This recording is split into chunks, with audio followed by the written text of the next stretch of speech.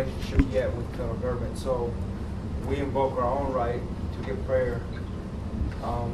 This is a special event too, so it's been a year since the passing of my elder. And so we ask for prayer, and hands off, gentlemen, to open this meeting. Creator, we come to you today humble and grateful to be here together as a group one more time. Bless those that have come here, and be with those that are not able to come here for there are many reasons, distance, incarceration, sickness or illness, and any other reasons. Be with them wherever they are. We need to be together, all together, united and speaking together as one. Be with those of us here that are guided to talk and speak and help us to make wise decisions and use wise words. Bless this whole meeting that we're about to have. And once again, we're grateful and thankful for this one more day. We pray all this to you in your name.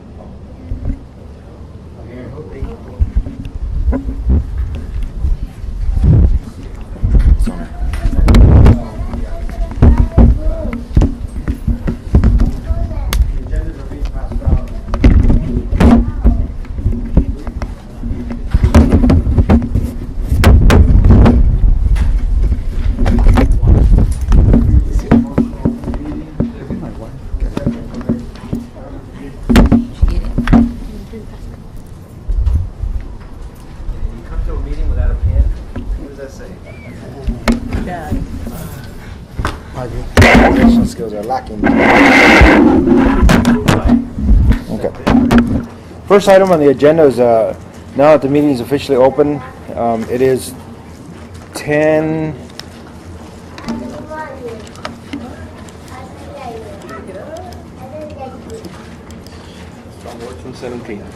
10:17.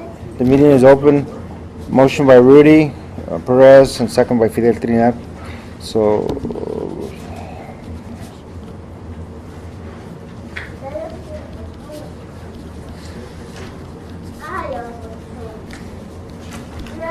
Okay. Elders Committee is the first item on our agenda. Pretty much what kind of touches base with what Richard was doing with his prayer is that we need to start including our elders more and more with being a part of what we want for our future. We as elders have seen it, heard it. We are the wisdom that we carry within us. Is strength enough alone just to forward us through our children, and so that our children are being raised in a traditional way, the do's and don'ts to be uniformed in the community. I strongly encourage that if an elder says, hey, that kid shouldn't do that, and we're at a tribal function or a function that involves our people, then that should be taken with a lot more sincerity as far as that middle generation that doesn't quite understand. They were raised without morals and values. Literally, they were. And so it's just now this revival with this new generation that we're in now is now starting to understand that there is a need to have elders in our lives. And I feel that too with the loss of our elder over a year ago. You know, there's a big empty void there that needs to be filled. I can't do it alone, so I have to rely on other elders to help me. And so we're losing our matriarchs, our mothers, our storytellers. Our mothers are the ones that teach our children all the things they need to learn as their children. Everything from yes, no, don't touch, don't grab. But the fathers are the ones that enforce it too. And that role model of that we look up to as children usually are the fathers. You're guided by the fathers also, not to exclude them. And we're losing them really fast. We lost 6 elders this last year. Not just my family alone, Richard's family. We lost our oldest female elder. And you know, and then we lost our last full-blood elder. And it takes a big toll on our people because they look around like, what do we do now? And I still encourage that we in that generation group that we're now, that we instill that our children should be in more contact with their elders. Bring the elders. Don't ask. Just grab them and let's go to this event. Remember now, the Lipan people were traditionally not powwow people. We inherited after the 1930s in secrecy how we would have to perform a lot of our ceremonies in secrecy, even our puberty ceremonies. Up until recently, when our elder Mingo had decided to start having them again, those were always held in secret. And so that time is over now, because there's a huge gap in our culture that we need to fill that gap up now, that we're now in a position where we as elders can provide that assistance now. And so that's the elders committee section is pretty much what I wanted to talk is just I'm very, very thankful for our elders here, Fidel, Richard, I don't know about Rudy, but and Mingo, because our elders they have filled in the gap. I mean, as you know, most of you know, I am pursuing a higher education. You know, when I'm now to the point now where I'm considered the expert when it comes to ENDE, period. There's no other expert. That's me. There used to be an expert. His name was Robert Jackson. He worked with the Bureau of Indian Affairs, Office of Federal Acknowledgement. He was the one that's in charge of reviewing and reading all the petitions that involve Apaches. He retired. You know what his field of specialty was? Missions in Mexico City. Nothing to do with Lipans, nothing to do with Apaches in the southwest of the United States. So it left a big void at the Bureau, and I'm in this huge legal dispute with them right now to tell them that I am the expert. And so what makes me an expert? The credentials that I have. These are the fields that I've chosen. But I still need help. And so we now move into item 2, and this is just old business that we're going through really quick. Item 2 is the federal acknowledgement, the Office of Federal Acknowledgement. It's the 7 guidelines which make us who we are as a tribe. Even the term tribe is like a bad word. You know, most people would rather prefer to be called indigenous. The term that's being used now at the United Nations and with most tribes in the north, they want to be considered citizens, not members. Members is like having a card. Does that sound familiar? You know, we want to be citizens. We want to be included, not excluded. And so with the inclusion comes the reality that, well, if we're going to be inclusive, in other words, we're going to be a part of what we're trying to do, then we need to also be willing to show our younger ones too. So the first items, they come together. I'm going to read, because it is an agenda item, I'm going to read A through G real quick. The 7 parts that we're looking at is CRF 83A, which is external identification of groups as American Indian identities on substantial continuous basis since 1900. Okay, means that we have to prove ourselves up from now to 1900, from 2015 to that date. It changed for us. This last August, the federal government finally changed the Bureau of Indian Affairs acknowledgement process. The 83 CRF, they changed it. We now are not required, because we have not filed a petition, we're not required to follow the old petition format, which the old petition format says that you have to go back to the time of the first dinosaur to present. We have not filed a petition. We are only going to go back to 1900. Makes it a lot easier for us. Okay. The genealogy, and for that, for each one of these items, we're going to be asking the community members or our citizens that we need your help. If you have an expertise in the field that are related in any way to A through G, you know, please see me and just sign your name on this agenda that I have up here, and with your phone number so that I can contact you, because we have a lot of PhDs as citizens, but we also have a lot of people who went to school in history or government affairs, and so on. A lot of these items interwoven. Okay, and so we're now looking for the rest of the committee members that we need for federal acknowledgement. And so the second part is the genealogical part. It's the 83 CRF 7B. This petitioning group consists of district community existent from historical times to present. Guess what? Texas, if your family lived in a specific area since 1932 to present, that's all it needs. Most of us here, our families are listed. For example, our family lived in Pettis since 1900s. So we form an identity as a family, the Castro family, living in Pettis. Doesn't have to. The law does not say you have to be identified as being Indian or American Indian or Native American, as long as you've the core of your family has been in one specific area, encompassing a 100-mile radius circle. But guess what? It's based on the fact that your traditional territorial homeland range. Well, guess what? For us, 14 million acres of homeland range. So anywhere, literally anywhere in Texas, we can live for the last 100 years, and that is we fulfill that criteria of the genealogy. But you got to have all your genealogical information attached to that. Okay.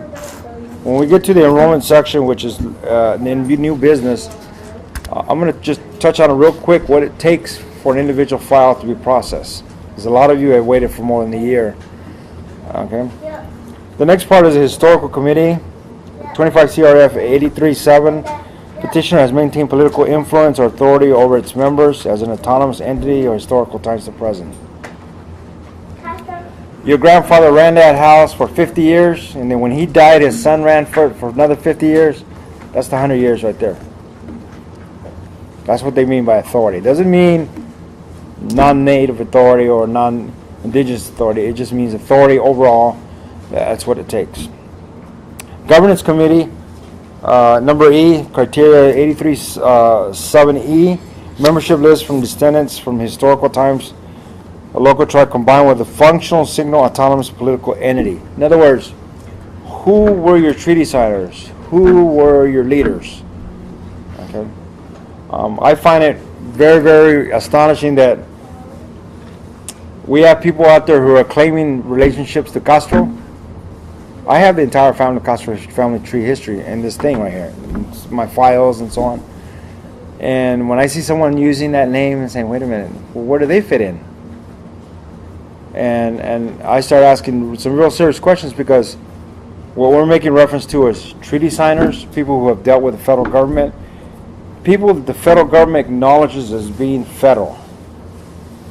In other words, if I talk to you and you sign this paper 100 years ago, the federal government acknowledges you under the vista of federal acknowledgement. I've recognized you as being the federal entity for this tribe or this nation or clan or band. Okay? Not, well, my grandmother told me. It doesn't work like that. It can't work like that because the federal government requires paperwork. That's the reason why. So, when I see people using, for instance, there was a petition that was done, the Eagle Feather Battle, that was going on for a couple of years. They actually cited the 1838 treaty. The 1838 treaty with the Lipan was my great-great-great-grandfather. He was the only signer of that treaty. So that means that this person who's filing this claim for feather use, he's not related to me, was making claim to, that's how he became Indian or Native American. Because he's claiming that treaty as being his treaty. How can that be? So, I hope you folks are following this, because this is pretty much what this petition is about. Petition is about acknowledging your family, yourself as an entity, your group, your extensions of your groups, your satellites, all that. It's all combined. And essentially, this is a social and economic report is what you're doing for the federal government. But it's broken down in 7 different categories that are required. The next one is the 837F, Social and Cultural Committee. That's real simple. If our family used to travel to Lubbock, and they used to move around in Oklahoma, up north, Wisconsin, to harvest potatoes and onions and things like that in the old days. And while they used to move off and do the migration to follow they call it the migration stream, to harvest foods and so on, they would live and stay with the Native Americans and various tribes in those regions. They used to stay with the Kickapoo a lot in Wisconsin. That's where my grandmother's buried at. So we can form that through our family histories, which tracks we went. No, the last part of this is G, is 837G on the second page. Neither petitioner or members are subject to congressional legislation. Okay, we're not subject to that because in 1932, the Muscalero tribe resubmitted its constitution, its petition for federal acknowledgement as part of the 1933-32 or Reorganization Act. They absorbed the Lipan. It used to be called the Muscalero / Lipan Apache tribe of New Mexico. They took out the word Lipan, and they put in its place forced all the Lipan on the reservation to become Muscaleros, which to this day they resent. And so what we're doing, what the federal government's asking here is that if you're not federally recognized and you're not using a name of a federally recognized tribe that has been extinguished, you're okay. There's another group out there that's using the tribe. They can't. Good luck, because that's an extinguished tribe. You cannot never repetition for a tribe that's been extinguished. That's rule number 1 in the federal reg. When you first open up that page, you'll see it right there in black and white. It's nothing that I made up. But that was the petition process in general, and this is where I'm now reaching out to all of our citizens to, if you have a specific field of expertise, if you're an attorney, if you're an accountant, or if you're a business person, and you think your writing abilities and skills will help us in helping us write sections of the petition, that's great. For instance, I'll give you an example. What I want to do with the governance committee is have the governance committee go down to the library here in El Paso. I'm thinking El Paso, huh? San Antonio here, you go down to the 6th floor of the library. They have the microfilm of all the new San Antonio Express newspapers, and they talk, in the first few years, they talk about the activity of the Apache and the Lipans. Take those down and make a copy of it. And each copy has to have the title, the paper, the date, the page number, the column, the title of the column, who wrote it. And make a copy of it and write a small 3 or 4 line synopsis or summary of what they were talking about. And put it on a timeline for me, email it to me, then I incorporate it into the petition. This is where I'm needing the most help right now. Obituaries is the biggest one. That's the hardest one. Because back in the old days, everyone did obituaries. It's just in the last 10 years, people don't do obituaries. I don't know why. They just stopped because of the introduction to the internet and so on. But the obituaries is the hardest thing. But there are family members. I have 1 or 2 aunts that they have a Bible full of obituary cards. You know, if I can get my hands on those, just run a copy of each one and front and back, it'd be great. But they won't do that because it's theirs and it's their property, and just so to alleviate that problem, there is a standard form that we have that upon request, I'll send it to you. It's a release of information where it pretty much you identify the person, their address, their phone number. What you're writing on there is I want to use the obituary for petition purposes only, period, and then sign off on it. That's all we can use it for. In other words, you're giving express permission to use that, but only that what they want. And so that alleviates that. Richard in the past has done DVD videos of, I think it was 30-some family members total, and they're still always doing them. Sit down with your elders now and videotape them or do a DVD of them before they leave.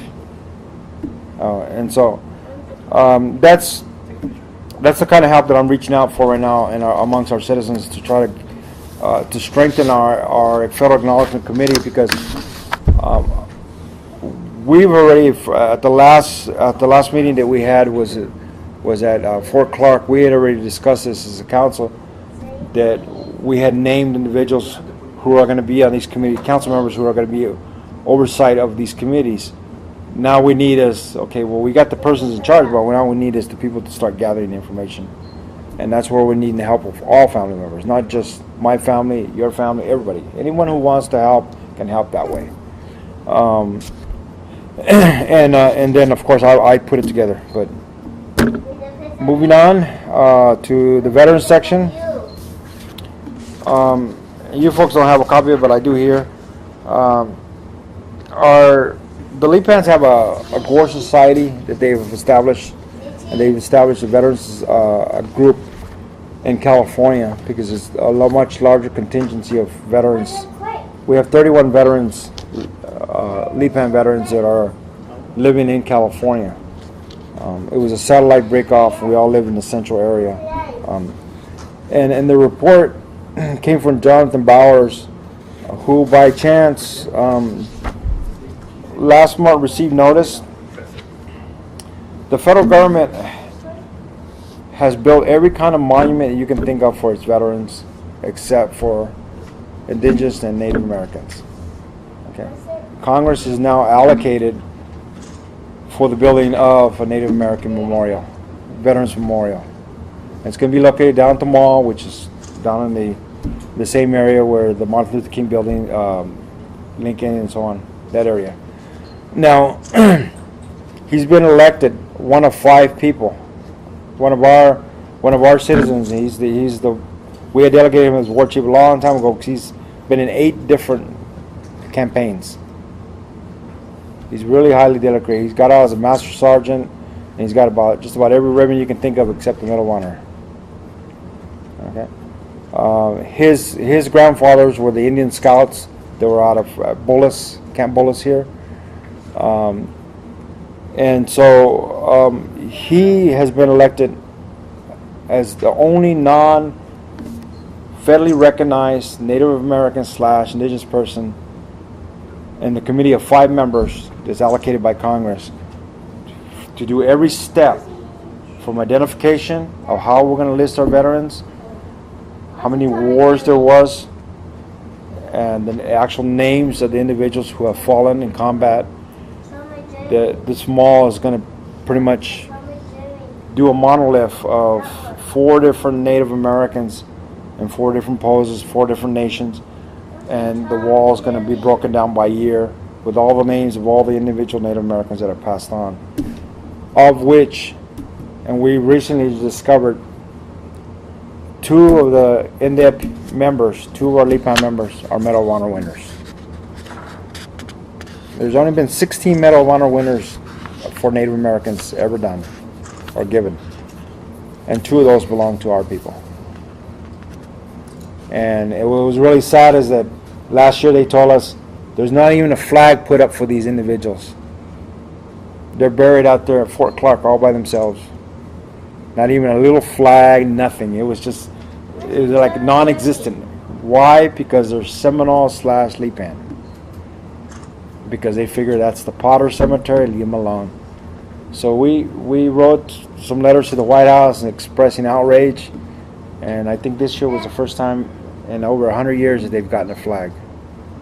So it's things like that that's what's going to change with having the memorial established.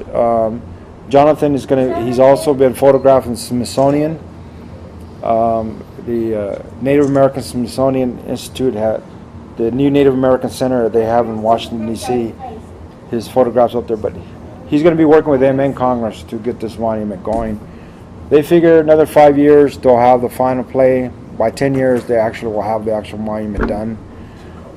But he's dedicated to that, and I'm real happy to announce that one of our own is going to be building this thing for us as veterans, for people who serve, male or female, doesn't matter. Okay.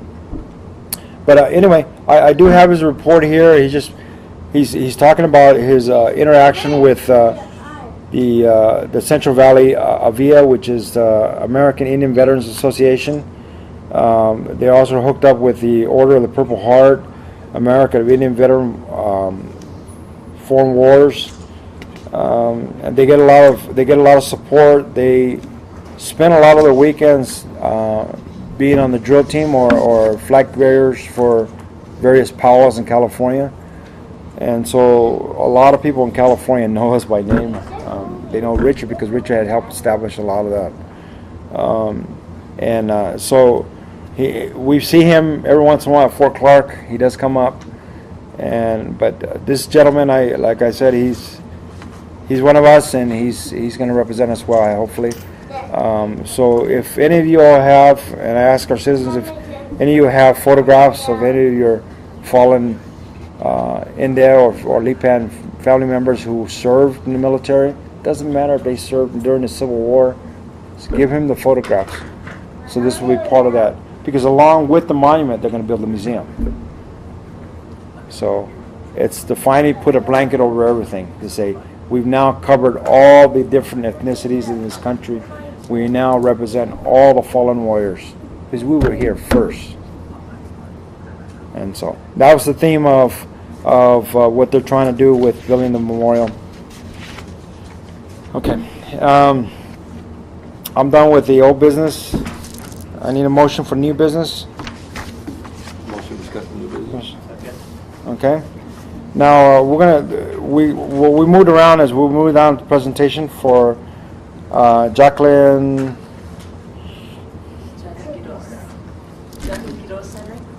Jacqueline Quiroz Henry. In regards to, and if you could please tell us what it, stand up and do your presentation. Good morning, everybody. It's good to see you all. It's Jacqueline, and getting ready to have a powwow Saturday in the town of Somerset. And hope to see you all there. Nice to see you all. And it's going to be at the high school in the gymnasium. And it's the first annual powwow. It's going to be 10 a.m. to 11 p.m. It's very unorganized. So, but we are, it's going to happen, and I'm asking for support. The reason why I'm doing this is because I own a business in Somerset, and my business is very native, and my kids, everybody, we're a native family.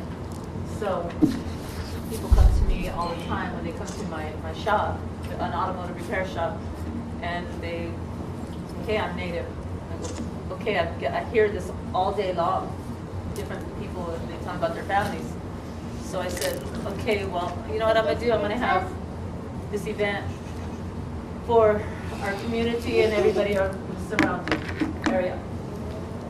And this is their time to come and bring out their nativeness and learn the proper way, which is to respect one another when we go to this event, and to honor our elders. Foremost, that's really important to me. And then second, to learn about respecting our earth and to respect one another. So it's during Christmas time.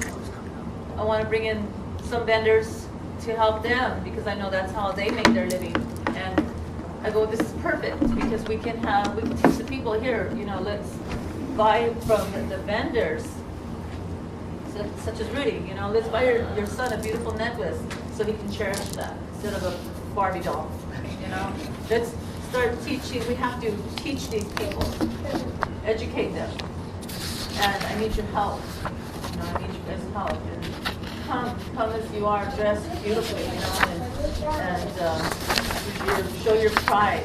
Wear your beautiful headband, your beautiful jacket, whatever, and show these people that it's not just the people who live on the reservations who are the native people. It's not that.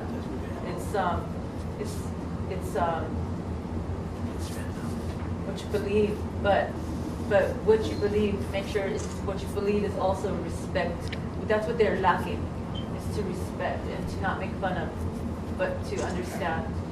So I'm asking for people, if you can please, I'm using a lot of my own family money to put this event on. I'm bringing people in from Oklahoma, I'm bringing people in from New Mexico, Livingston, I guess Livingston, Texas? I'm not sure. Mhm. Okay.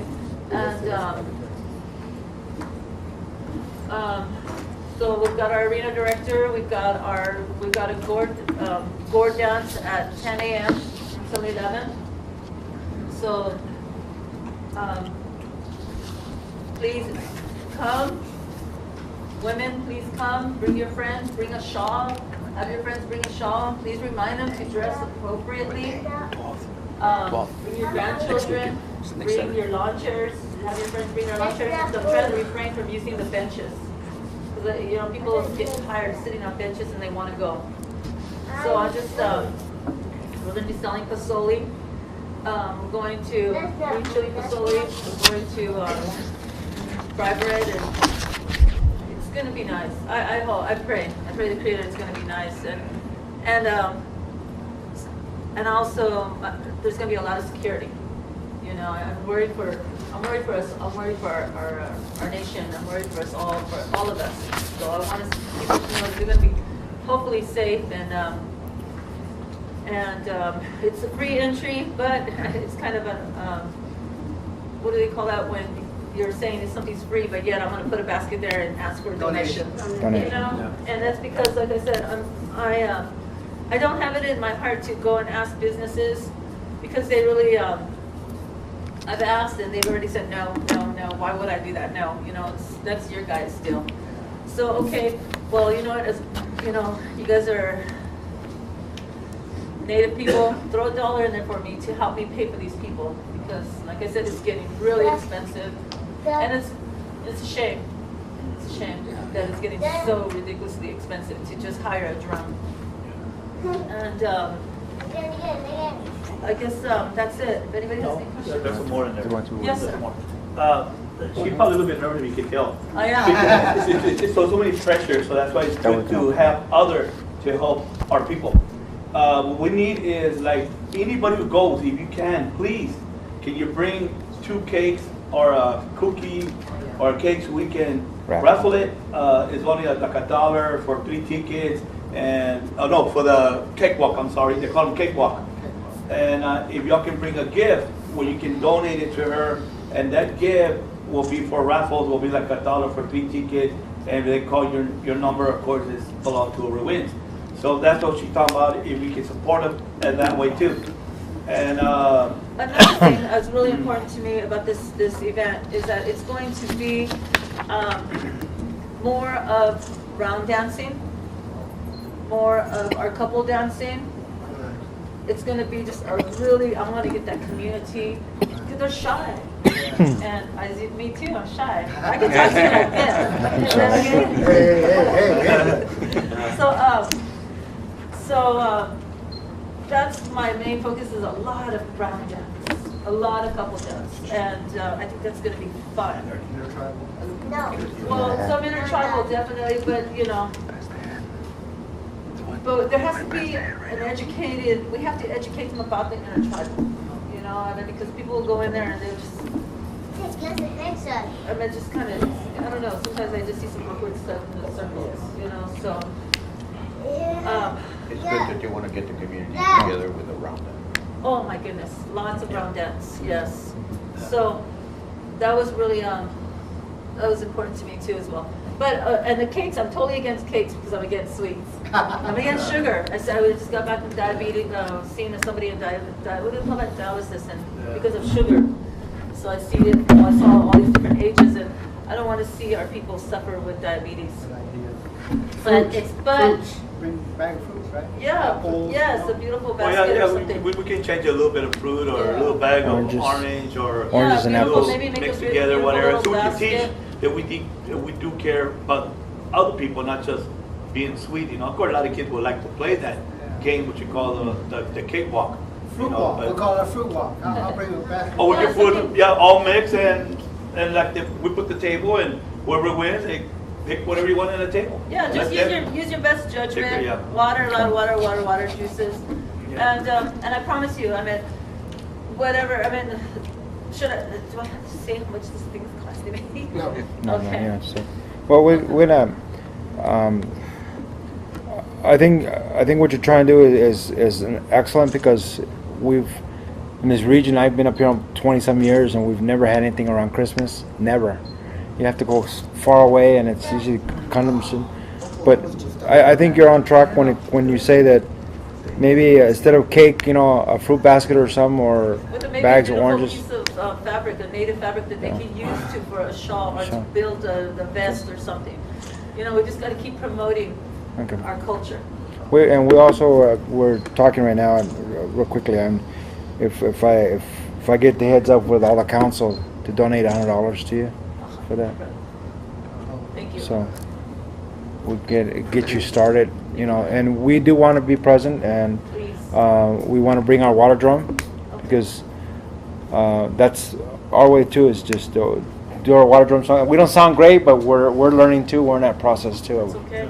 That's what I was saying about it, like when we opened that, the ceremony of the powwow, one of us can carry like the water drum and break the circle and all stuff before the gorge starts and any other else. That'd be beautiful. Like that. Okay. Beautiful. I'd like to have a meeting. I'll be there in the morning, 6 a.m. Anybody want to come out? I'm going to decorate the gym. I'm going to make it pretty. And put flowers and, no, I'm just kidding. I'm going to decorate it. The name of the school again? It's Somerset High School. I have flyers and, Do you have camp cows near there? Camp we have an RV, but I have a 6.5 acres. Okay, I and can't you're buy- welcome to bring your TV or whatever I you got a want to bring. TV, I got two. Please. One's big for about 10 people, and the other one's a 4-man. Can I make a comment, Jackie? Yes, please. When I started going to powwows 29 years ago, I went to a small one in New Mexico. It just happened, went by the high school. It was small, but it was the most precious one I went to. I've been to the Gathering of Nations, and I thought, oh my God, this is all commercialized. The Gathering of Nations. That's in Albuquerque, New Mexico, the 4-day, 5-day powwow. And it's big, real big, one of the biggest in the United States. And it's very commercialized. But I went to this very simplistic one at the high school, and I loved it. So I was gonna say, Jackie, you don't have to hire these band players from far away. Get a local one, and hey, as long as it's nice and good sounding, that's sufficient. Make it really homegrown. Yes. Like Rudy, you don't play the drum, bro? Sometimes. Hire Rudy. I really. So, Please come to the simple power. It makes you feel at home. It just really touches your heart. yeah, that's what I wanted to do. It's Christmas time. It's cold. Our bones hurt. Let's warm up this day, Saturday, and just love one another. Honor each other. Just whatever. I know there's a lot of people like, oh, I don't like this person. I like that. You know what? Let's just forget it. Let's just forget it and put our arms around each other and just let's have a good time. I appreciate what you do. Thank you. Who does the shopping? Where's my wallet? Let me give you a contribution. For who? You made me excited. For food. Oh, for food. Yeah. Oh, my Indian bag's in my Where? car. Okay. What was it? Who does the shopping for food? We're gonna go ahead and one of the other items are. You're welcome. Thank you for coming. We No, it's for that fruit. for the fruit Oh, okay. by the railroad tracks. Yeah. We I'm only gonna add one more item. I was gonna add an item, but the item that I wanted to add, so I need to bring some clarity as to what we consider recognized and not recognized here in Texas. And during the 1980s, Texas legislative sessions were very detailed, and they call it the Sunset Act. And what it was is that At the time, the governor in play, Barbara, Female, yeah. it was Barbara, I can't think of the name right now. Jordan, Walter, Jordan was. She was the governor at the time, and she was having to Richards yeah, blonde hair. having to squeeze the budget to nothing. Okay, because someone wanted South City for the oil well, and they had to get it from somebody, so they got it from everyone. Okay, around this time, prior to this time, we had 3 tribes in 1976: Alabama Coshada, Kickapoos of Texas, and Tiwa. Okay, just a quick reminder: Alabama Coshada, the key word is Alabama. Second one, of course, is Kickapoo, which is out of Wisconsin, and the third one, of course, Tiwa, out of New Mexico. Okay, they were a tribe, a state-recognized tribe, for 1 day. The following day, they were no longer a state-recognized tribe, they became a federally recognized tribe. That was the deal that they cut with the federal government. Okay. Time rolls on, it's called the Sunset Act, because they said, we didn't get rid of all of the Indians. So the Sunset Act was designed and developed to squeeze away all the rights and all the legislative mechanisms. What is a legislative mechanism? It means the actual committee hearings, community meetings, historical data, everything that shows that you and your people belong here. But guess what? That got squeezed out. So the Texas Sunset Act recommendation was to remove, it was called the Indian Commission. They removed it. Okay, it's done. It's gone. I come into the state, I'm on a little different pretense. The Lee panel are the only ones that have a treaty that is still valid. And I say, hey, this is my grandfather did this. So they went and acknowledged me. Okay? I have 11, for the Lee Apache Band, we have 11 Senate and House resolutions. Each one of them acknowledging us, who we are, who we belong to. Thank you for being here, you know. And so why is that important? Because there's 11 of them. Okay. We had some our little differences with some other groups, but the state started to scratch their head and say, wait a minute, there's some issues here, because we have individuals out there running around claiming they're state recognized from Texas, and they're not. There's no such thing. There's no such mechanism to design. In design right now, the full House, the Senate can vote you a resolution, but they cannot vote you to become a federally or state recognized tribe, period. They don't have that mechanism. With becoming a state recognized tribe, the state has to literally provide you with housing, social, all the economic needs that you need. In other words, build you a home, provide you with food, provide you with money, all these things. Okay, they're not going to do that.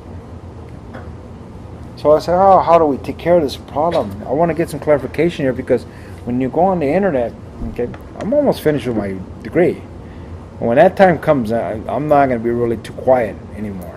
Okay, and so I'm saying to myself, well, I need to bring to the attention of our citizens that when you're out in the community and you're arguing with someone about, well, who's state recognized and who's not, come on. I'm going to read to you this right here. It's dated September 28, 1998. It comes from the Department of Interior, and it's directed directly to Mr. Damrau, Mr. Stanton, which is part of Damrau's staff, Attorney General's Office of Texas. It says, thank you for your letter August 10th, 1998, regarding state recognition of non-federally recognized Indian tribes in Texas. In 1998, the Restoration Act provided federal recognition to 2 tribes which had enjoyed the state recognized status, the Alabama Coshada and Tiwa. Coincidentally, with its transfer of recognition was the abolition of the Texas Indian Commission, which was established in the previous status. Currently, our research indicates that there are 3 federally recognized tribes in Texas: Alabama Coshada, Kickapoo, and Tiwa. The state of Texas has not officially recognized any other tribe and makes no current provision for an Indian tribe to apply for state recognized status. Black and white. Okay, so and that's the end to my point. All right, so that our citizens know that I can't wait. That from now on, when you hear someone claiming state recognition, okay, it's impossible. There's no mechanism. First of all, and this letter pretty much details that information for you. Why am I bringing this out now? Because I'm tired of having to explain myself over and over. I have members who have been members with us since the beginning of time and starting to doubt themselves and say, hey, wait a minute, are we state recognized or federally recognized? You're native, aren't you? You feel indigenous, right? You were born that way, right? You were taught, you were shown the way of the indigenous person, an Apache all your life. What changed? Well, I ran into this on the internet. Oh, okay. So my concern is if we have our younger membership looking on the internet and they're surfing and they find that some other group is claiming recognition over us, it's something that needs to be corrected by parents, by our elders, by our grandparents, uncles and aunts who are members or citizens of our band, to tell them it doesn't exist. You know, this is why in 2001 went to El Paso, Texas, and I asked at the time Senator Mala. He had temporarily established the Texas Indian Commission to have hearings. We had a hearing in El Paso and we had a hearing in San Antonio. That hearing, they didn't only expect it to last 2 hours. It lasted 12 hours. It was 12 o'clock midnight before we got out of there. There was so many speakers in Texas that wanted to talk about the acknowledgement process, why Texas didn't have it. And when it came to El Paso, we were at City Hall. They literally kicked us out of City Hall because it ran on and on and on. The conclusion of the committee, they recommended to the state of Texas, and at the time it was George Bush in office, W. The recommendation was reestablish the Texas Indian Commission. It's still there. You go on the internet, type in the Texas Indian Commission for 2002, 2001. You'll find the report there. Clearly states, you know, we recommend the establishment of the Texas Indian Commission, but it's not going to happen. Why not? We have the 6th largest concentration of Native Americans in the entire country as a state. San Antonio is ranked number 12 in the nation. We're the 12th largest city that are a concentration of natives in the entire country here. What's wrong with this picture? When you have so many Native Americans, indigenous people living in Texas from federally acknowledged tribes. We don't even have if you want medical, you got to go Albuquerque, Tucson. No. But I think this is important so that we can put a stop to it, so that our citizens go into a new year thinking, okay, well, all I've read in the past is, you know, it's what you see on the internet is really, it shouldn't be taken. It should be, if you really, really want to look into it, go to your local Attorney General's office or Secretary of State, type in federal acknowledgement or state recognition, it'll send you the same thing that I have here. And I think it was important for me to bring this up into the meeting, because we had talked about it before in the past in the council. We left it alone, and said no, we can't leave it alone anymore. I can't ignore it because there are too many people emailing me saying, well, you know, I'm better off over there with them because you guys are not doing nothing. Well, why is it that we have to do something? You know, and I do know that I've been limited on what I've been doing because I've been in schooling. But my council members are taking up the slack. And I'm very grateful for them. They're all on both sides, all of my elders, and you know, they've been there for me to help me. Knowing that I'm in El Paso teaching, they're doing things here for me that I customarily would do. But I'm in my writing phase. I'm in my last year of my PhD. So I'm done. What I'm writing now is purely about who we are as a people. And it's taken me 22 years to get to this point, and I'm here. So anyway, I just wanted to, I wanted for y'all to reserve the comments for that particular item The next one that we wanted to visit would be the number 2, the Fort Clark in Brackettville. Richard, are you going to take the head on that one? Or? Sure. Fort Clark, incidentally, I just moved in there this month, so I still live there, so eventually we'll work on other projects as well, not just one day. It started out through the encouragement of some of my elders, my aunts and uncles, who, it's kind of a long story, but anyway, we ended up there, Anita and I, and it adds a little bit of conflict sometimes, some friction, which we expected. You know, it's a fort, we're crying out loud, and it's soldiers. But right away, the first day, we built up, we reached an understanding with some of the people that were against us being there, because we were not soldiers by their terms. So understand that we had a perspective that they needed. Not only they needed, but the community needed at large. And because what I wanted to establish, first of all, was that we had been there way before there was a fort there. And then, of course, during the time there was a fort, we had Cavalry Scouts. And then, you know, since then, we're been in and out of the military, lots of our family members. And we had a community of people, of our families, that would go there because they were interested in history and learned nothing about their own history. And so when I went there to learn about some of my own history, you know, we were directed over to the cavalry history constantly, and which was fine. You know, they're proud of their history, and they should be. That's who they are. Well, we built up a real strong relationship with them and a friendship. And I think last year, for those of you who went last year, we probably were almost pretty close to equal the numbers of cavalry soldiers we had Lipons there.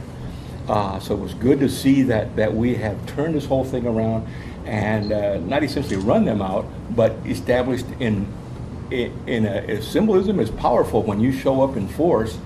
And yes, we had some people from California to Indiana and Wisconsin and Florida there, and all around Texas, but they were principally from right there, where the water comes from the earth. And that was one of our places. Mandy, his family is pretty strong in that community there, and some of our family were buried there and some of the soldiers that Daniel mentioned earlier, buried not in the fort, but outside the fort, because in their eyes, they were not equal up to the white standards. Well, like I said, we demonstrated to them that we weren't there to create any hate or us against them type of an atmosphere. We were there to educate not only our own selves, but our own community as well. So we were able to do that in a process that took some time to do, but anyway, it has worked very well, not just there, but at Camp Wood, at Fort Lancaster, Fort Stockton, Fort Davis, and a lot of these different forts that we've formed McCavitt that we've managed to go to and do the same thing. All the way up to Jacksboro and Fort Richardson and Fort Griffin up there in the north. And they're a little bit further to travel, but they found out real quick that distance is relative to me, because I will go anywhere. And I will not accept a penny from nobody. I will do it for my people, not for their money. And I'd rather be poor. But in a sense that they understand that, and I refuse any money from them ever. And they understand where we come from. So we've been drawn into a lot of other places, even out of state, into California and New Mexico, to do similar type presentations for them there, because we represent our history. We're specific to our history. I know there's a lot of other indigenous people here around Texas that lived with us, and I hope that they represent themselves, because we will not represent them, we will represent our people. It's important that we do that and not represent ourselves and somebody else we're doing the same thing that they're doing. They're telling other people about us, which was incorrect. Same way here at the missions here in San Antonio, where we've been starting to show up and represent our own selves and tell the truth. This is our history. This is our family. This is where we come from. And so it was important. Anyway, March, it's the first weekend every year, the first weekend of March, and this year it's March 4th and 5th. It's Saturday and a Sunday. I'm always the first one to set up there, and I will not take my teepees down until every soldier has left. I want them to understand that we were here before them, and we're still here. And so, to me, I don't care if I have to spend a week there, I will not take my teepee down. And until I help them with theirs, and they're packed up and gone, then I will go. It took them 7 years to see me put it up or take it down. Nobody at the fort, in the fort, saw me put it up or take it down. It took them 7 years to see that. So, and they were, in time, very, very eager to learn, and that was good. So, and that's what we go there to teach. But we wanted them to teach them the right way. And it's the right way that I have learned. And out of respect, I have even taken to some of their functions and showed them how and why we do certain things. It's not just a pop-up tent that we're setting up here. It's a ceremony is what I'm doing, and so we want them to understand that this is what this is about. Anyway, we take that to heart, and I am grateful and humbled that so many of our families have shown up. Go ahead.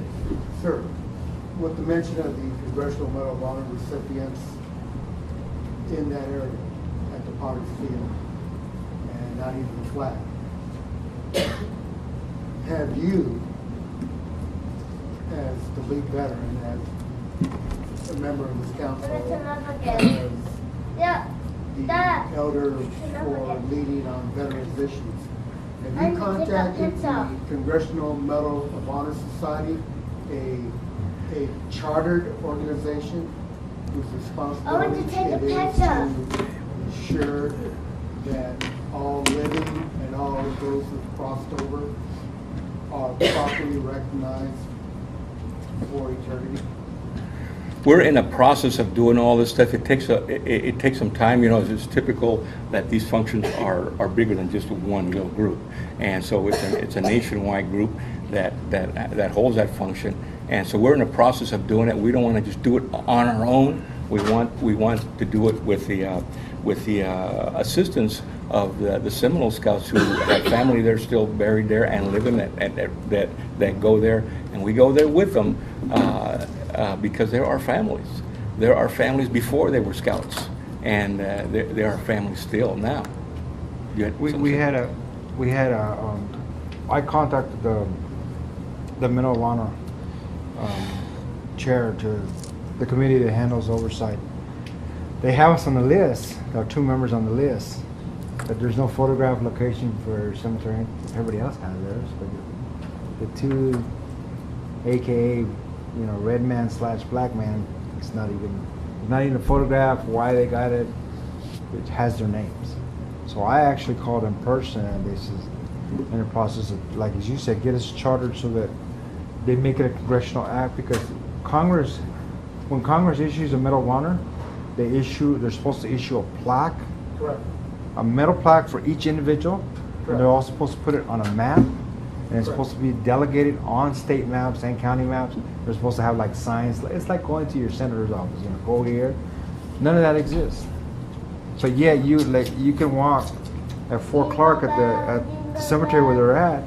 You can walk 100 feet, and you got the all-white cemetery, and there's Medal of Honor winner there. That thing had a huge flag. It's all beautiful, and the grass is cut, and they go out there and salute and do all this thing. But our people over here is like, what's wrong with this? And so, but we are in the process of trying to correct that so that we can get the proper monuments and monoliths.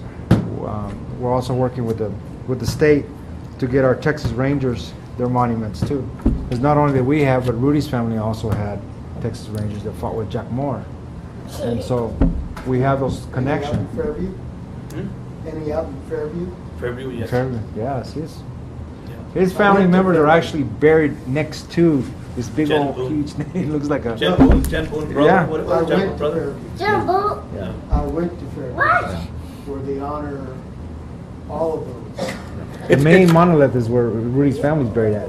It's a process because we have to, when we go, we just can't go talk to them. We have to go armed with GPS waypoints and locations and photographs and documents and on, all these things, and then contact them. Look, this is what you have. It's one of your Texas Rangers buried here, and he's not marked at all. I understand, but I'm getting back to Yeah, the Medal. Congressional Medal Right. of Honor Society. Contact them directly. Get the requirements directly from them. You speak about the Lipan within just the Lipan aspect. If somebody wants to template that for the Seminole, allow them that template of success. Lead from success. Learn from barriers. So just contact the Congressional Medal of Honor Society. Right. They will walk you through that process. Because their goal is not just the history of those who've crossed over, but the very fact that they had almost none whatsoever since Vietnam. They brought that issue forward to the Congress and said, how many warriors have been not recognized since Vietnam, and yet we've had these engagements. Yeah. From Grenada forward. You mean to tell me none were worthy of congressional? We Therefore, go to that organization.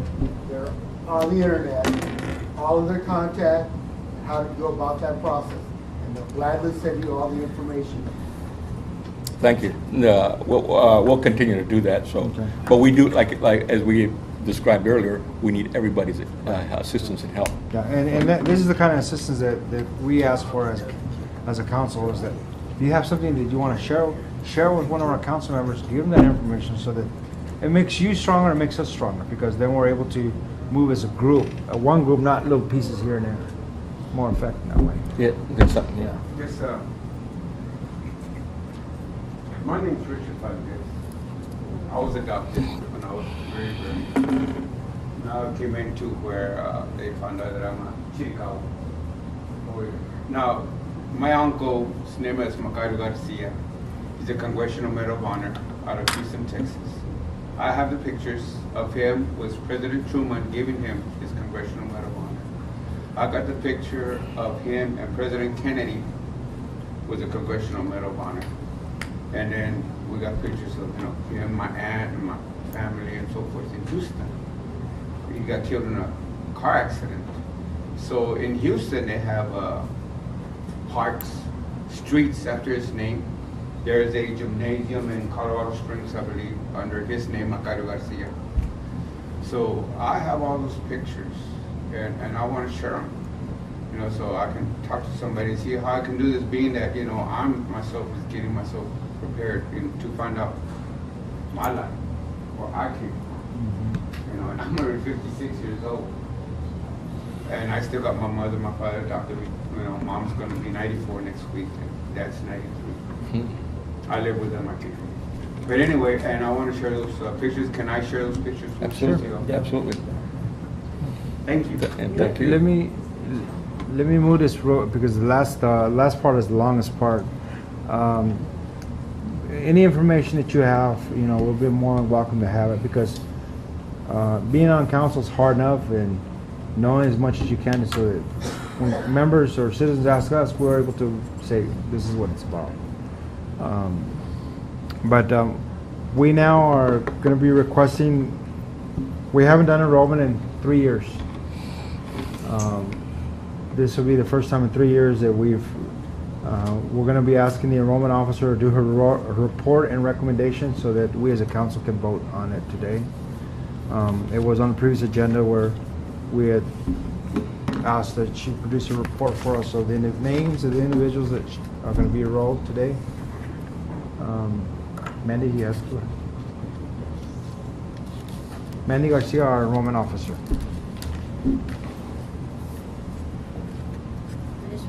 Just say, I recommend the following. I recommend the following applicants for enrollment to the committee. First, Kevin Luke Davalos, Margaret Amelia Davalos, Willie Davalos, Eleanor Davalos, Larry Burley, Barry Burley, Burley, Janie Burley, Alan Burley, Lauren Burley, Brittany Burley, Brian Burley, Bethany Burley, Victoria Burley, Blake Burley, Hilario Cava. Elia Fonseca, George Gomez, Autumn Gomez, George Gomez, Alexander Gomez, Andrea Gomez, Samuel Johnson, Noah Johnson, Andrew Johnson, Vanessa Rubalcaba, Jesse Mora, Naya Stadler, Meadow Rubalcaba, Jade Garcia, Willow Garcia, Raymond Torres, Mary Melendrez, Maria Alejandro, Yolanda Vigil, Joey Vigil, Christy Vigil, Jason Davalos, Victor Davalos, David Davalos, Jeremy Davalos, Mary Garcia, Marissa Marquez, Carlos, Elaine Espino, Edna Garcia, Jesse Rodriguez, Brianna Gonzalez, Adrian Gonzalez, Eric Gonzalez, Joaquin Gonzalez, Yvette Gonzalez, Adrina Candido, Anthony Gomez, Lynette Furtado, Irene Esparza, Eleanor Esparza, David Esparza, Richard Stockwell, Madeline Stockwell, Scott Stockwell, Luis Esparza, Pedro Esparza, Elijah Esparza, Amber Mueller, Leonard Sandoval, Matthew Sandoval, Christina Roos, Tommy Perryman, Joseph Vigil, Eloisa Garcia, Elijah Montiano, Damian Montiano, Brittany Singleton, Andrew Singleton, Christina M. Roos, Xavier Diego Roos, Joe Angel Esparza, Ricardo Gonzalez, Joe Angel Jr. Esparza, Alexis Nicole Gonzalez, Jesse Gonzalez, Joe Angel Esparza III, Anthony Paul Roos, Louis Irene Cardona, Michael Pena, Krista Rangel, Augustin Rangel, Elias Rangel, and Aiden Rangel. And I would also like to add Richard Gonzalez from California. You have his files. Just need them scanned. I need a motion. Bree, Motion to accept. motion to accept the new applicants for permanent enrollment into Panapachipana, Texas. Second it? Second it? Show of hands for yay and nay. For it? Against? Okay, we've, the names that have just been read have been all adopted as new citizens of Panapachipana, Texas. Congratulations if you're here. We have another bunch that's coming through for the March meeting at the Fort Clark. It's just that we couldn't get them all written out, all finished up. It's now to talk about what it takes to get the enrollment file ready.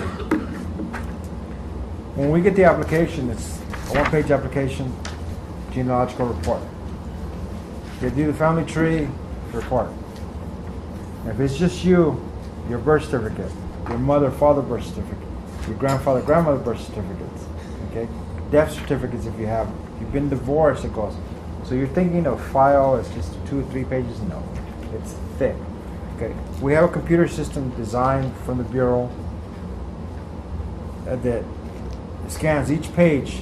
You can only upload 1 page at a time because it goes to their central database. Okay, so we have all this. So one file can have over 400 pages, and we do have something like that. Okay, and then next to all that, you have, if you have a genealogical history already done by somebody, copy that. You still need all the birth certificates, everything. This is what the Federal Bureau of Acknowledgement asks. OFA asks, requires this of each person who's becoming enrolled. There is no exception. There is no affidavits, no testimonies. It doesn't work like that. I had an individual who said, well, my grandmother, I have no disrespect for you or your grandmother. It's just the federal government requires us this documents. So there's other ways and other techniques that are used to proving an individual's genealogical data. It can be used as references. If your grandfather didn't have a birth certificate, but he was an outlaw and everybody knew he was an Indian outlaw or Apache outlaw, and there's like 6 or 7 articles written on him by 6 or 7 different newspapers, that's proof. That's what's called a secondary mode of verification. I can use that. Then I get a historical account written by maybe some scholar, somebody at the university who was bored, they want to write about bandit Indians, they would write about it. And so you put those 2 and 2 together, you got a scholarly citation, and you have a public citation, community citation, and then a testimony from somebody. Then you can use it. Up until that point, you can't use that. So it makes it really, really difficult. You know, I know that there's a problem with other groups that have such a high number of rollies, but no family tree. How does that work? Government doesn't even look at them. And in fact, my understanding is if there's one file that's bad, you got to send a minimum of 250 files, found individuals, for federal acknowledgement for enrollment process to verify that you're historically, genealogically tied to a Lipan descendant, a minimum of 250. If one of those 250, let's say 249, is missing a birth certificate to his grandmother, guess what they do to all the files? You done lost your petition to become federally acknowledged because of one file. So I've had my difficulty. The struggling is, the hardest part is that, you know, getting acknowledgement of individuals takes a long time. And there's a lot of individuals that get upset with me and says, no, you got to understand we have to research this. It's not just, the enrollment officer can only do so much. I research it, and then we have other scholars who help research their fields of history. You know, when I start to see individual letters that say, my great-great-grandfather was Victorio. Victorio was 2 states away and 200 years after the fact. You know, that automatically nicks your application. Why are you so strict? Because this is what the federal government requires. What happens is that once the federal government receives your petition, especially for a genealogical position, they'll leave it intact. They'll have an expert go type it all up. And it's like strings of timelines, and all those timelines have to hit just right. Once they can do that, they submit the report to the congressional office to say, okay, we have a group that has each one of its 250 members they can prove that they're Lipan. The next step now is, okay, what is the next step? We're gonna make a copy of all this information, submit it. So 100 years from now, someone can say, yes, this is the proof that individual needed to become federally acknowledged. Each one of you that is being enrolled into the band, 100 years from now, well, each one of you will probably have a book, yay thick, about you, just you alone. It's in the congressional record file. That's what they do. So if you're going to send thousands of names all at once, you're looking at 50 years before they process everything. You do the minimum, which what we're going to do is 250, hopefully. You know, it's going to happen fast. It's not going to be, especially if you have a tribe that's bearing down and saying, acknowledge them. One of the things that we're looking at is that we're formulating ties. The Muscaleros already accepted us. Choctaw Apaches, the Oklahomas, Apache tribe up north. They all know who we are. We visited them many times. We've met with them. The minute we put our petition in, they're going to support us. We're going to do what the Kickapoo and the Tiwa did to the state of Texas. Their tribes from the north, from New Mexico, and from Wisconsin made some phone calls to the Bureau of Indian Affairs and says, make them federally recognized. Interesting to find out that the 3 tribes in Texas It took them 12 years to become federally recognized. 12 years. There's tribes that are still waiting to be read. They've been there for 70 years. That's how long the process has been in place. So anyway, I thought I'd share that. I'm going to open it up to a forum now. Richard, you want to manage the forum? If anybody has questions? In addition to that, and there's many different factors that go into this process for enrollment, and a lot of it, some of it, because some of us may have at home, a letter or some kind of document, and we have, saying our grandfather or something to that effect. You have to, where did you get that document? Who wrote it? And where did it come from? And when was it? All this type of thing, not just like there's a document and that's it, period. Because you could have wrote it yesterday, but it has to be more specific than just a document. It has to be a document written by a person when, during a period of time and speaking about who, not just in general. Anyway, and there's a lot of other factors that go through this, and so we all have to go through this. Like this, we're picking on one person. We all have the same standard. There's speaking of board over the thing, we have an organizing board society that we actually initially started in California because at that time I was president of the American Indian Veterans Association for California, or Central California. And so we saw the importance of it because a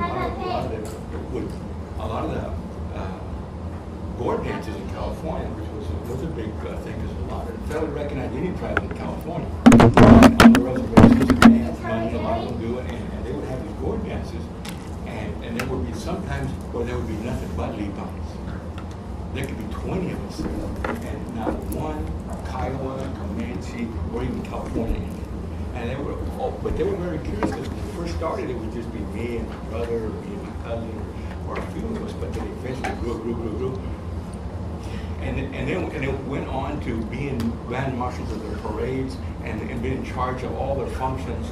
And it wasn't because I was doing anything special, but because I had the support of our family, our families who had a very powerful reputation here in Texas and carried on all their California. And they saw what we did was right. We didn't try to, pick on anybody. We didn't try to do anything other than understand why we were there to begin to do gourd. It's healing, it's spiritual, it's cleansing, it's all those different things. And we always included in all of our functions our families. We never excluded our families, our children, or elders, everybody needed to be there because we were, as veterans, as a lot of warriors, we weren't only warriors because of our families. We understood that. We understood that they had just as about an equal part as we did, responsibility, that we owed them a grateful thank you for supporting us when we were in the military. And sometimes it was, as some of the veterans know, very tough experience. I'm a combat veteran, and I owe a debt to my Creator, first of all, but to my mother, to my grandmothers, my aunts, my brothers, my sisters, my cousins, who prayed every single day. Because I'll tell you right now, I wouldn't be here had it not been for them. I'm a firm believer. So I am a firm believer in inclusion of everybody, and principally understand that why we're there to begin with, not just to look good or whether the energy or not. It's not that. It's not that at all. So anyway, that we need to carry on somehow. It has not grown here, and I don't understand why. So what we have to do as a Lipon organization, a board society, is form or bring that here and do it for each other, with each other, and let it grow to other communities because we can't. I've tried including some of the other Native communities around, and somehow they all get back in Oklahoma, back in there. We do it this way. This isn't Oklahoma. This is what we always have, and this is the way we do it here. And I've been to Oklahoma with the Kiowas. I've been to the Comanches, with the Plains Apaches, and with all those indigenous and done these wars up there, and done their ceremonies up there, and that's what I've learned from the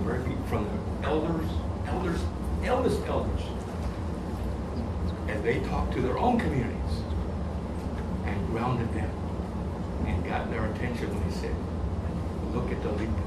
This is what we used to do when he was here. Why aren't you go dancing? Why aren't you doing it this way?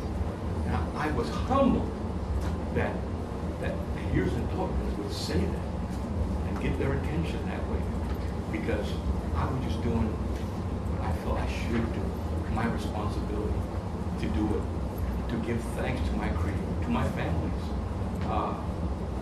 for just being here today, every day.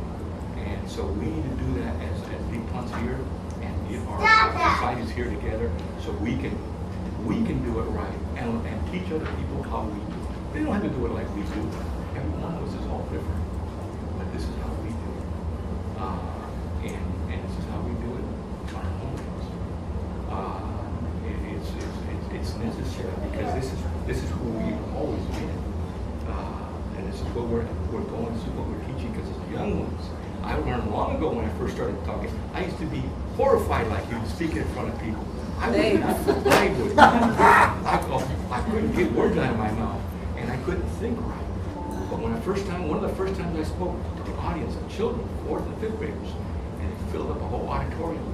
I was starting to do a few like this. I go, I can do that. I can take that very easily, little kids. So I started singing a song just to get their attention. I stopped. I said, I didn't come here to educate. I didn't come here to entertain, but came here to educate. So no more singing. So I started talking and teaching them, and more were brought in, more were in. One had worked his way to the front, and they were all listening, really attentive. And then when they were all finished, the principal looked back and said, okay, 5 more minutes. So I wrapped it up, and so one of the kids that was on his way up says, I see the drum, can you play us a song or sing a little bit? And the kid next to him, could have been much older than him, said, they didn't come here to entertain you, they came here to educate you. I learned something that day from that kid. I thought, this is amazing. We have to teach our young people, but teach them the right things, not just, a lot of words coming out of our mouth. And so it's good that we all learn from each other, including them. We need to learn from them, because they are learning from us. We think they're not paying attention. They probably heard more than we have, and including all the things that they tell. And so I don't look at it as an interruption. I look at it as a blessing, because this is our future. And so I always see the young people around all of our functions, and to keep us honest. This is where we're going. We need to bring them along. I know that there's a lot of other functions that I could talk. I won't talk about everything, because I could talk all day. We have to vacate here before 2 months. I forgot what else I was talking about. On the family, the historical records and all that, genealogy, do they have to be Texas papers only? Oh, That no, includes Mexico, Coahuila, They could be, Nuevo León, but they have to be referenced, not just a paper from somewhere in Mexico. Where in Mexico? Who wrote this? And why did they write? It all a lot of it is spelled out in the document, but some of it is not left out.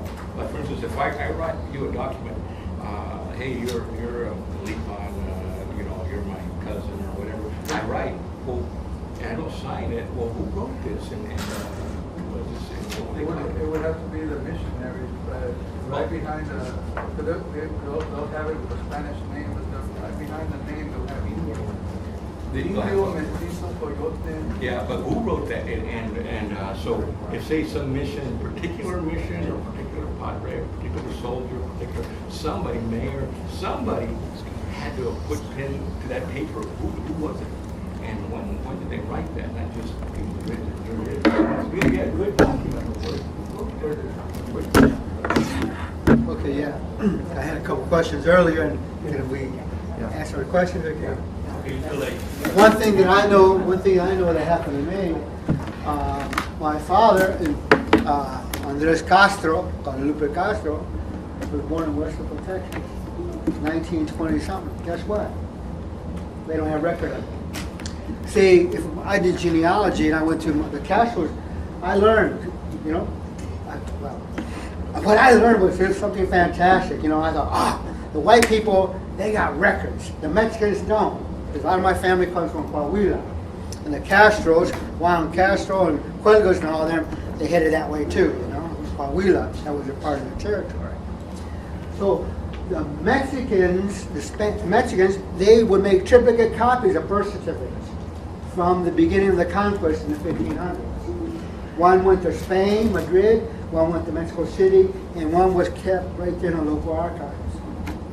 The United States did not become law to have a birth certificate until the 1920s. So, no wonder why I can't find my mother's, who was born in Relampogo, Texas, or my father's, born in Westlaco, Texas, because it wasn't the law. So I cannot understand how you're saying, Mr. Daniel, that the federal government is requiring that we have birth certificates from the 1900s when my parents don't have one from the 1928 and 1930s. They don't have it. Well, we have it. But Mexico has them.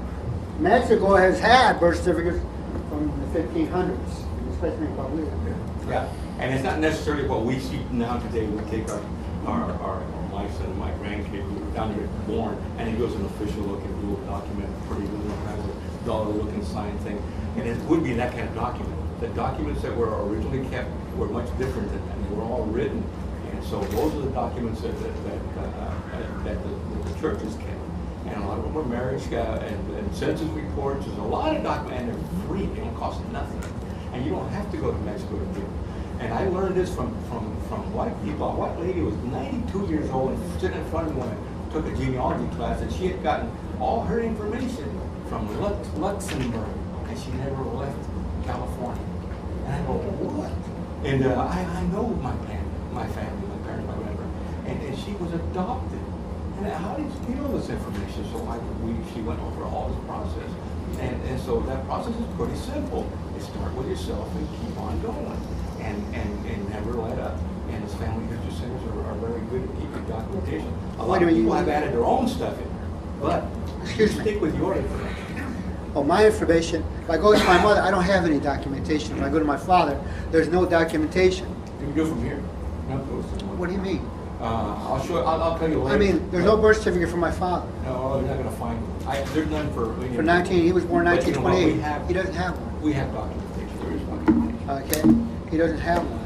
And so you're talking government documents, right? Yes, I'm talking about, well, that's what you had said, birth certificates, right? You want birth certificates. Yeah, but they're, what they baptized too, what people was or is birth certificate before anything started. When you get baptized anywhere on this side of the border, that means. Or on the other side of the border. Anywhere in the world is baptized. May I speak? Okay. Yeah, Jackson was a city hall. Like that. Baptism, okay. Folks, birth certificates, as we know, is the source document in the modern world. For those of you who run into a barrier, the accepted alternative forms of documentation that have been talked about here are those things called the baptismal, whether you were going through the Roman Catholic Church, the Baptist Church, whatever religious value system in your family tree, that is accepted also. Property deeds of records here in the Southwest, such things called rancherias, records are kept there too. Those are historical societies. So when you come across the barrier and say, I can no longer obtain the modern age birth certificate to assist me in my quest of learning my family's lifeline, go to these folks.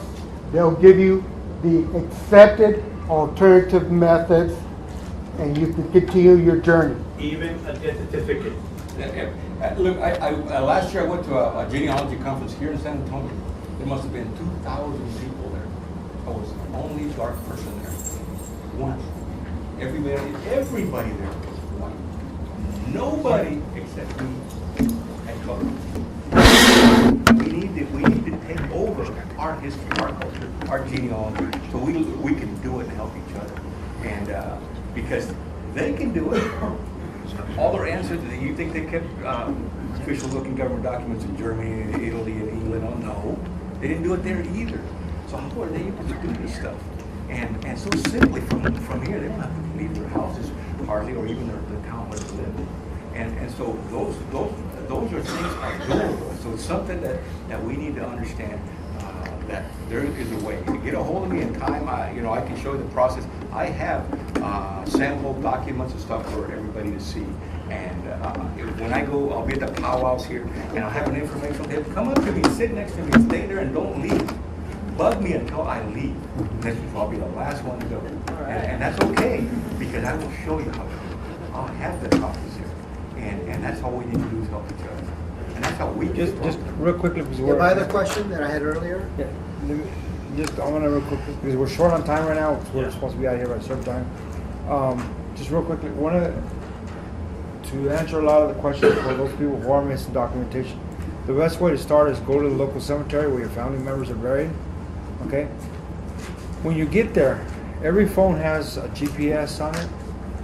Hit the GPS, get the GPS coordinates for the actual cemetery, type the name in and save it. Take a photograph of it and start from there. And bring it to us and we'll take it out there from there. That's what we're going to be asking our members is to give us GPS coordinates for all the cemeteries. There's some cemeteries that are not even listed on the county or state census anymore, but we know where they're at. As you can see them.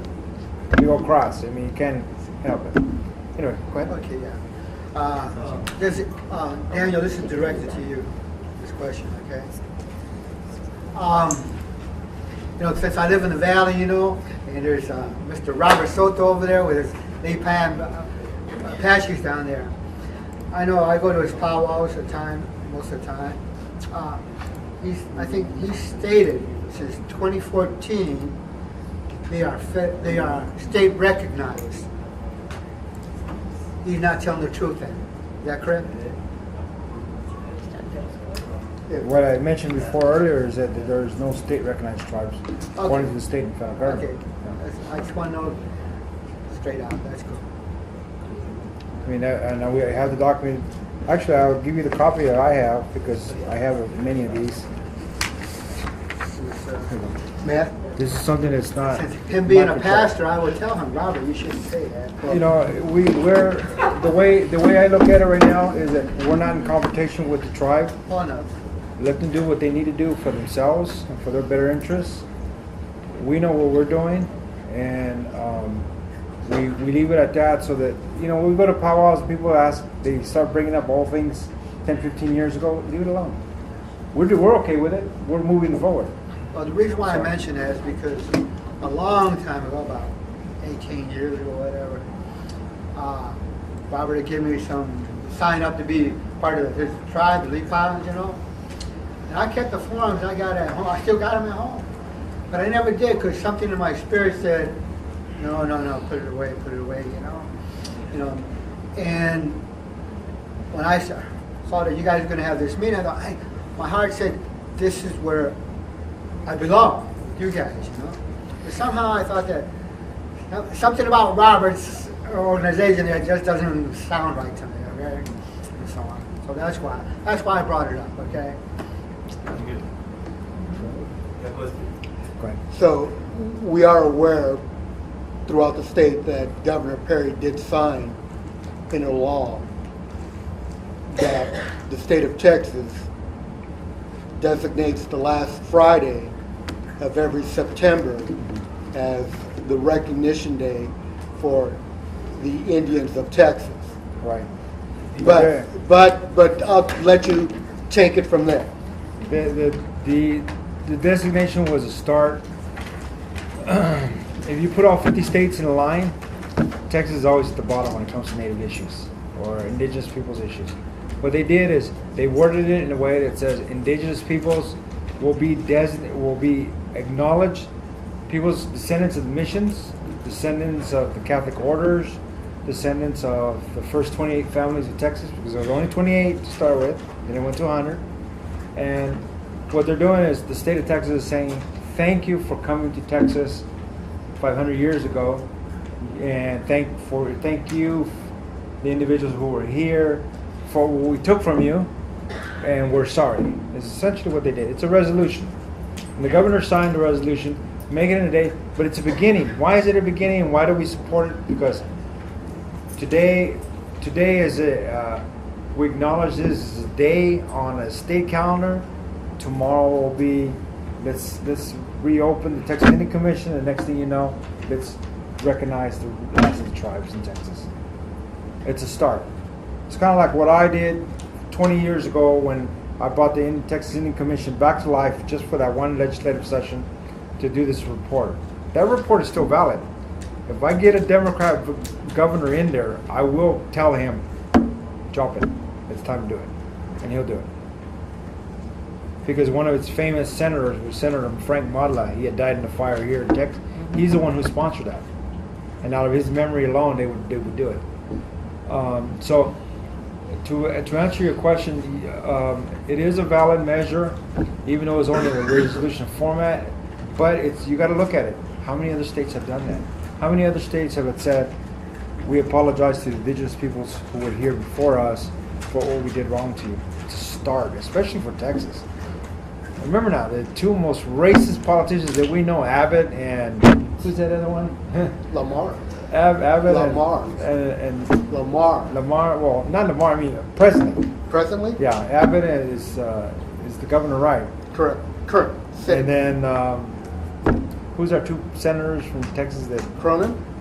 The other one. Cruz. Cornyn. They both were attorney generals. And guess what? The attorney general who handled our case for the Live Oak Treaty, in the very end, in a little tiny paragraph, 23 pages later, pretty much says, well, if we go to the state Supreme Court, we think we'll win. Didn't answer the question. He acknowledged in his write-up, even though it's 28 pages, he acknowledged that that treaty is still valid, but the only ones who can invoke it are descendants. And the very last, he says, well, if that ever occurs, we can't go to the Senate or to the House of Texas to take it away, because they're the ones who ratified it, even though it was 150 years ago. The only ones who could take it away from us is state Supreme Court. And I'm ready for the day when we have to go to the front of the state Supreme Court and say, we want our rights back. We're getting real close to doing that now. So when we do the petition, it's going to be the petition is a series of lawsuits that you're doing. The first lawsuit in that petition will be validate that treaty 1838. So that says everything from the Guadalupe River all the way to the Rio Grande is ours. Essentially what it says. So hopefully that answered your question on that one. Yeah. So that's it's a resolution that we'll honor and that we'll take it. That we do every year. Yes. Yeah, I'm good. You did? I'm going. So, All right. I talked too long.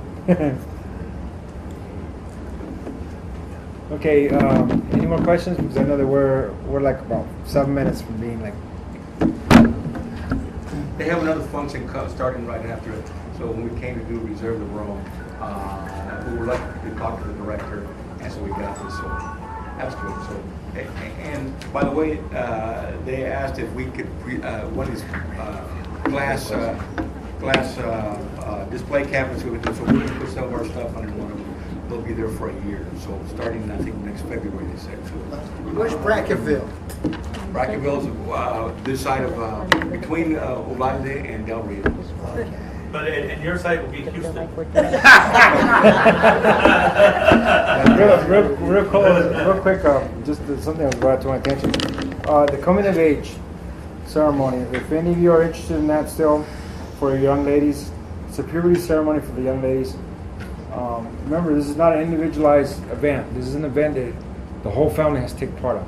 The idea and the concept of a puberty ceremony or the rite of passage ceremony is for the whole family to help, not just mom and pop. It doesn't work like that. And you go to these reservations, you go to Muscalero, a family spends about $25,000 cash. Each. They have to set a deposit down with the tribe just to have it.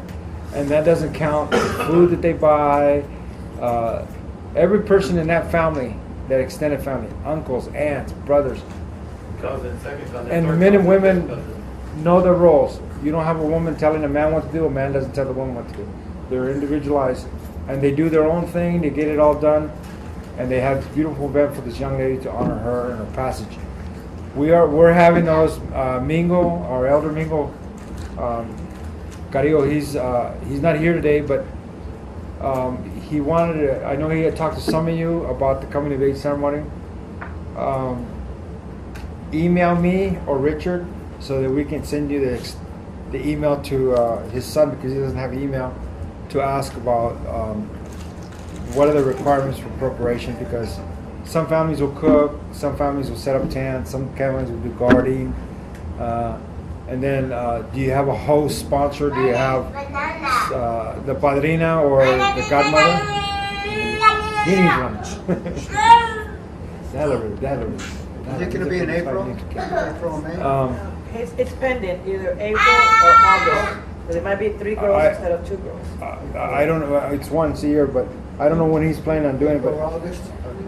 I know that he had it the last time in Mathis, Texas, and it's a real nice area where we had it. And it was a 2-day event the last time we Yeah, last time it was. So it's not too long. You don't want to be a Muscalero, that's a 7-day event, and that's 7 days where you don't sleep, for you ladies. Oh, man. So, anyway, I just wanted to make mention of that, stay in contact with that.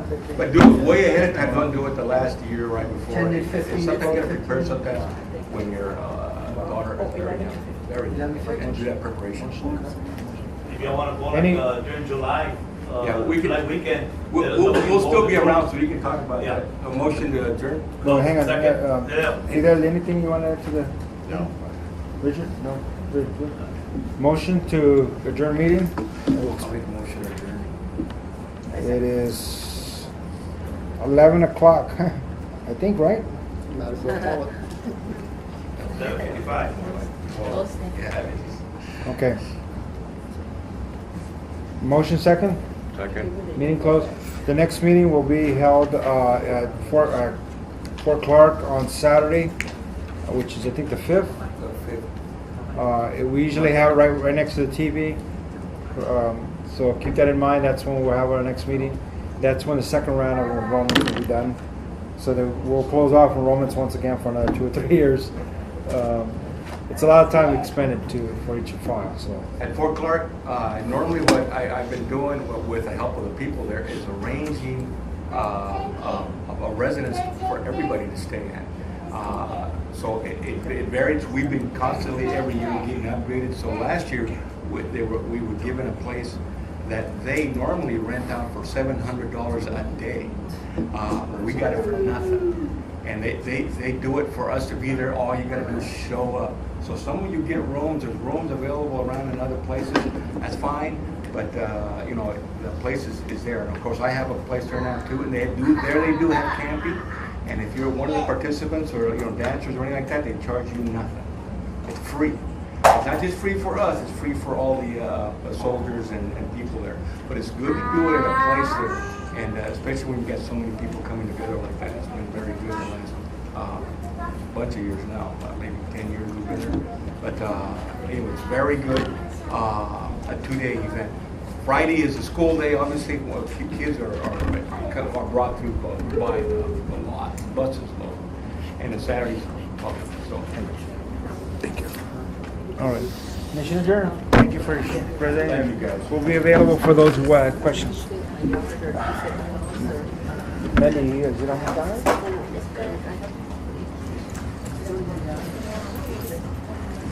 Like my puppy? Like my puppy? Like my puppy says?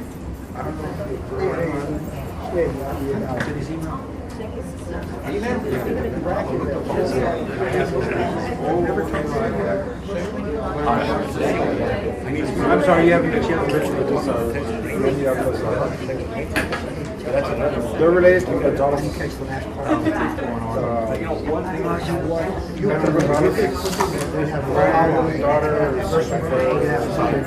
Yes.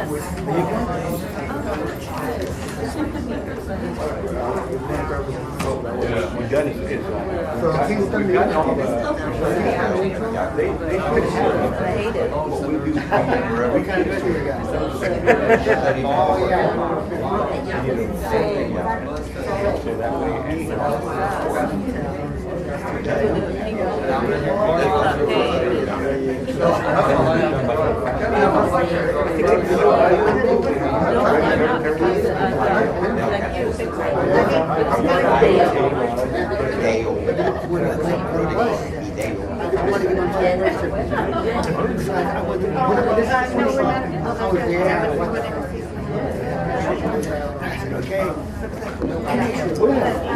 I had to bring my horse to get she was my mother.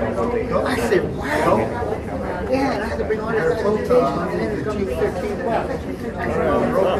That's another $15.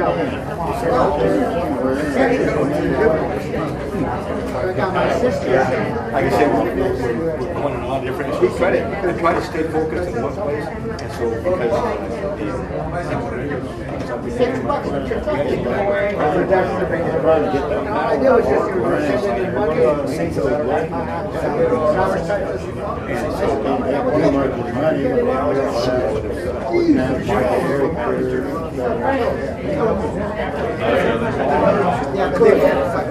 I'm gonna try to be there at 6 o'clock. What I'll do, Jackie,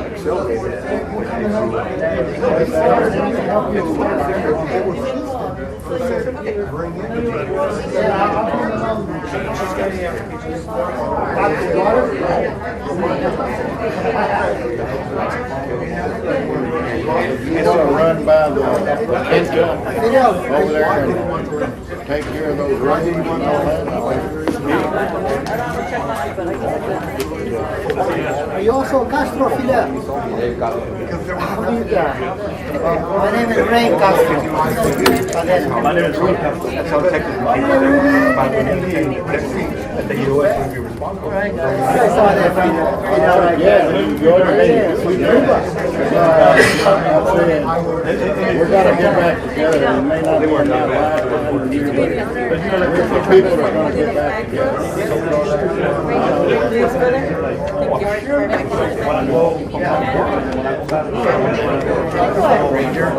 I try to go around, but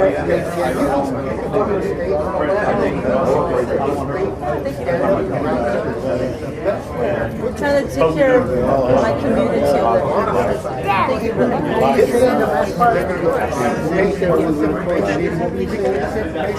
Oh, like before the line, you go back Pascalero. Sometimes we give them Hey, me too. We have to sing again, because I missed you. sometimes I just- or sometimes we go out. Or we do back then. Sometimes we get a motor. Hey, you come first, this way you'll rest more about it, okay? Yeah, I know. The people lay down. I won't really force them. You want to help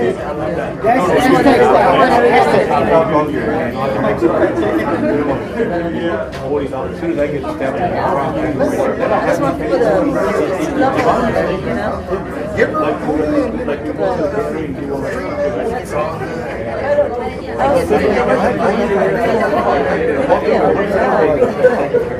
Yeah, I've had so many people. People are so excited. People are so excited. And like you say, that might be very big too.